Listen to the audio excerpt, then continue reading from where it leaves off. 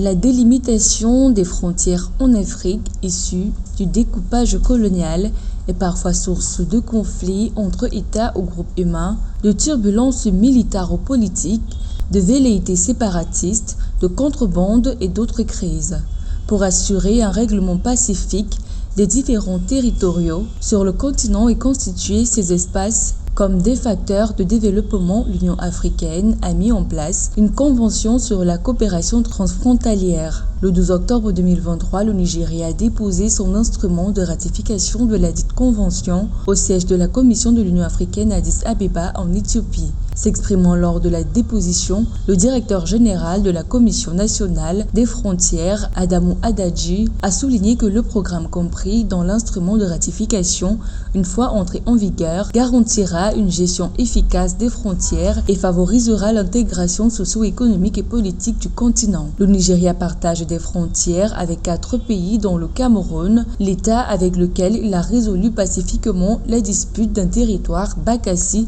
sous l'égide des Nations Unies.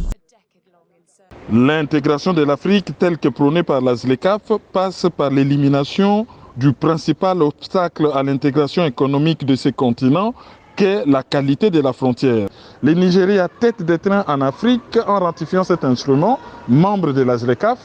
donne un signal fort à d'autres pays africains qui, en ratifiant cet instrument, se rapprocheront de plus en plus des objectifs de la ZLECAf. Ce cadre juridique mis au point le 29 mai 2012 à Niamey, en République du Niger, pour promouvoir la croissance et l'intégration socio-économique et politique du continent, devrait favoriser une coopération transfrontalière efficace, nécessaire à la transformation des espaces frontaliers en zones d'échange et de coopération.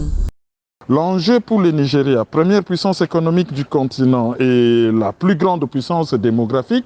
est de s'emparer de cet instrument pour résoudre les problèmes frontaliers qui peuvent se poser à ces pays qui a un grand nombre de voisins, 4, un des pays qui en a le plus, derrière la République démocratique du Congo qui en a 9. Parce que en ayant cet instrument, le Nigeria s'assure la possibilité d'évacuer sa production économique dans des frontières sécurisées et non contestées. Avec cette déposition, le Nigeria devient le 9e pays à avoir ratifié et déposé la Convention de Niamey au siège de la Commission de l'Union africaine. Outre le Nigeria, la République du Bénin, le Burkina Faso, la Côte d'Ivoire, le Ghana, la Guinée, le Mali, le Niger et le Togo ont déjà déposé leur instrument de ratification au siège de l'Union africaine. La Convention entrera en vigueur après sa ratification par au moins 15 pays de l'Union africaine.